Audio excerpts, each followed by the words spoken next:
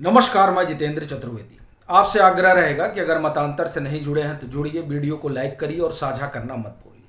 बात पश्चिमी उत्तर प्रदेश की उन 8 सीटों की होगी जहां पर पहले चरण में मतदान होना है। बड़ा कौतूहल है उन सीटों को लेकर। पहले वो सीटें क्या हैं वो जान लेते हैं, फिर जिस तरह की हलचल है उसको समझते हैं।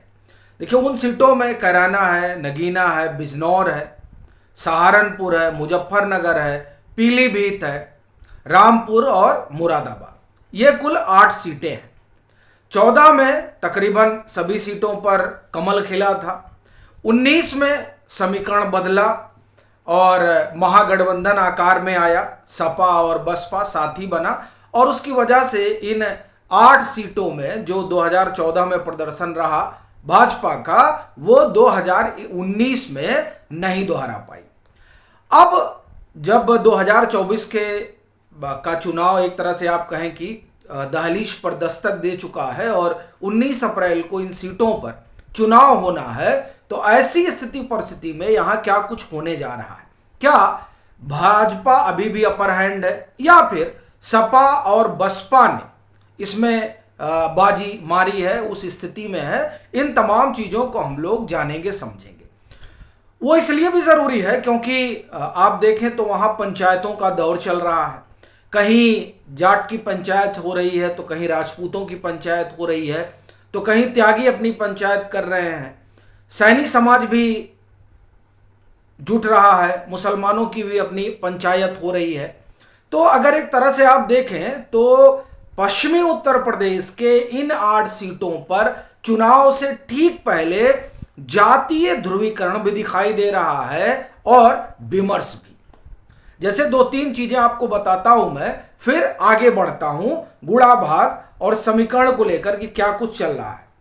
देखिए, यहां पर आपको ध्यान होगा कि ननौता में राजपूतों की एक पंचायत हुई कि साहब इस बार भाजपा को वोट की चोट करना है।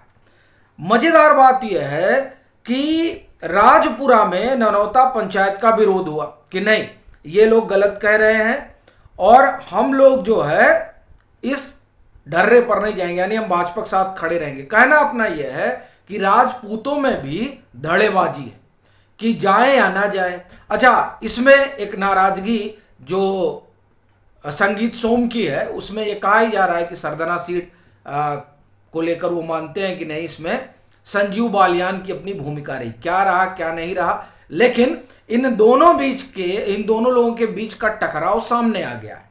अब उस टकराव के बाद जिस तरह की पंचायतें चल रही हैं, हम दरअसल उस पर बात कर रहे हैं। तो एक पंचायत हुई कि विरोध करेंगे राजपूतों की, दूसरी पंचायत हुई नहीं, विरोध नहीं करेंगे। तीसरा मुसलमानों की पंचायत हुई, ये शाहपुर में हुई। यहां मुसलमानों ने जो कहा वो बड़ा दिलचस्प है।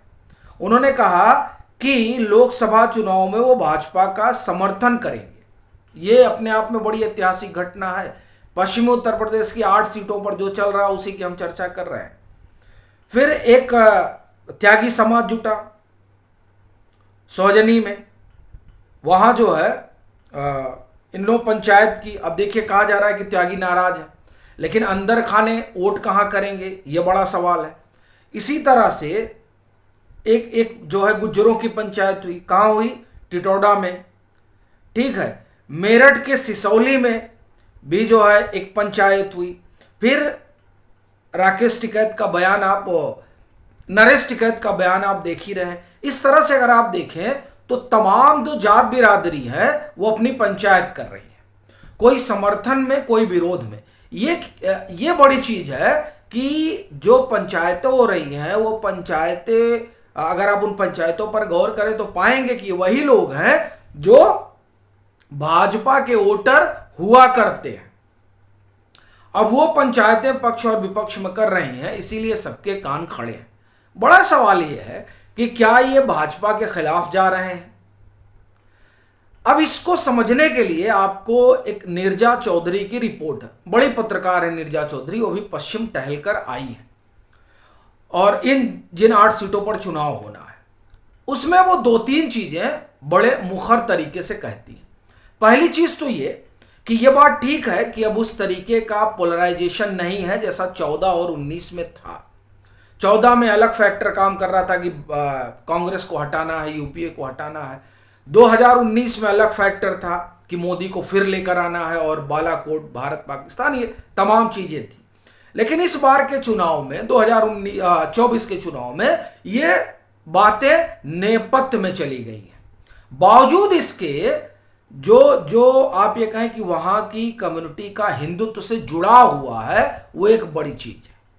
दूसरा, वो लिखती है कि जाट इस बात से नाखुश है कि जयंत उधर से इधर चले आए, लेकिन जाट ये भी जानता है कि जब हम सरकार में रहेंगे तभी कुछ करेंगे।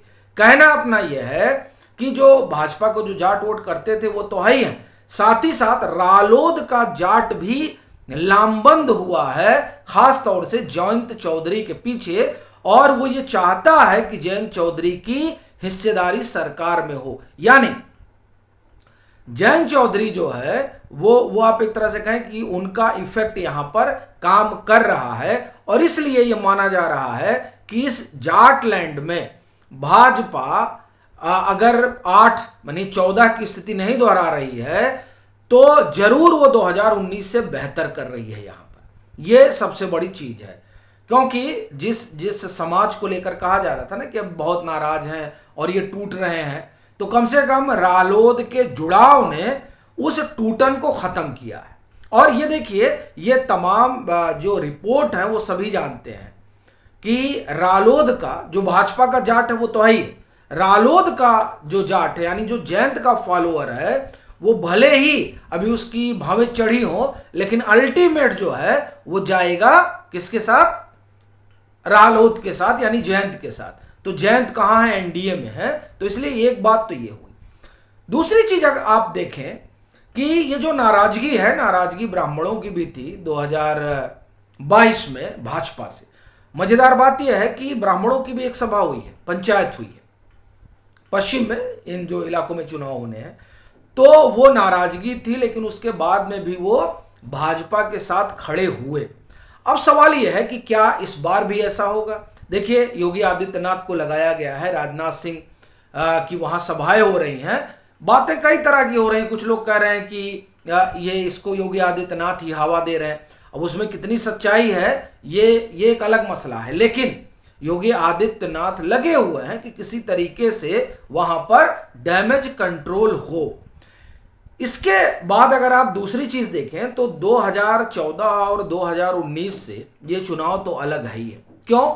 2014 में यूपीए को हटाने की बयार चल रही थी, 2019 में एक सशक्त सरकार को वापस लाने की बयार चल रही थी, और 2024 में नरेंद्र मोदी को लेकर आप ये कहें कि असंतोष भले है, लेकिन सामने कौन है, ये बड़ी चीज है। एक दूसरा, 2019 का जो चुनाव है इन 8 सीटों पर, उसमें गठबंधन नहीं लड़ रहा है सपा और बसपा का, जो डेडली कॉम्बिनेशन हुआ करता था। मैं आपको कुछ सीटों का उदाहरण देता हूं कि किस तरह से वोट प्रतिशत बढ़ा था 2019 सपा बसपा जब मिलकर लड़ रहे थे। जैसे आपको कैराना सीट को बताएं, कैराना सीट पर 2014 में सपा बसपा अकेले लड़ी थी, तब सपा को आया था 20% वोट,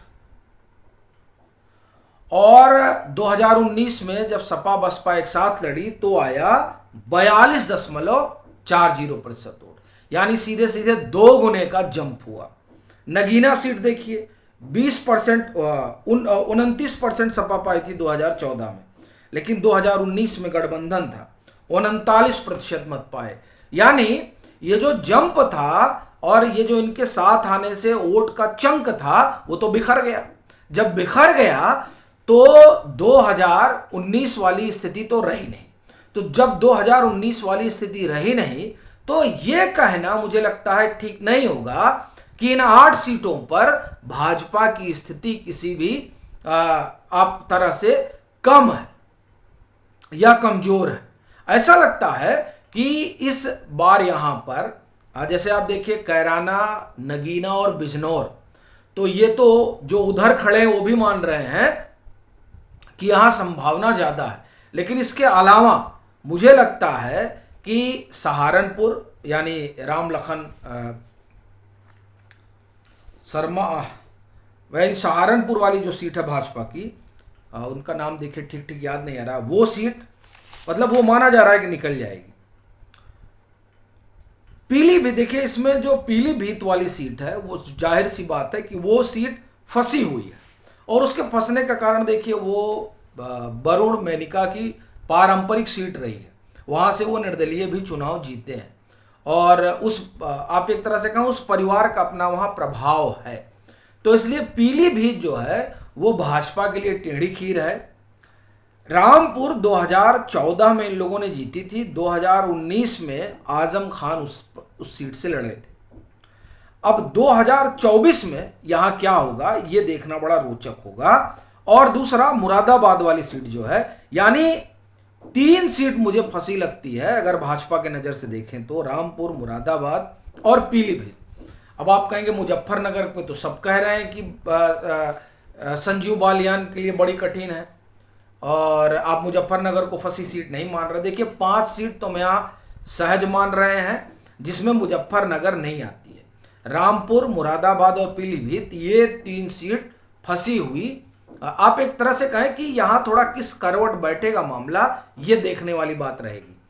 मुजफ्फरनगर वाला जो मसला है, मुजफ्फरनगर वाले मसले में देखिए ये रालोद का गढ़ है, और 18% कुल 18 लाख वोट है यहाँ पर, जिसमें से 18% वोट जो है वो जाटों का है। तो इसलिए यहाँ पर संजीव बालियान का देखिए है, उनके सामने संकट है, लेकिन वो हार रहे हैं ये कहना थोड़ा अभी जल्दबाजी होगा, चूंकि यहाँ पर उस तरह का समीकरण नहीं है जिस तरह का समीकरण दिखाया और बताया जा रहा है। देखिए 2019 में जब ये सीट संजीव बालियान निकाल ले गए तो अब तो रालोद ही भाजपा के साथ आन खड़ी हुई है। तो ऐसी स्थिति में लगता है कि इन 8 सीटों पर बयार जो है वो कम से कम भाजपा के अनुकूल है। बाकी आपकी क्या राय है ज़रूर साझा करें। मतांतर से नहीं जुड़े हैं तो जुड़े, वीडियो को लाइक करें और खूब शेयर करें।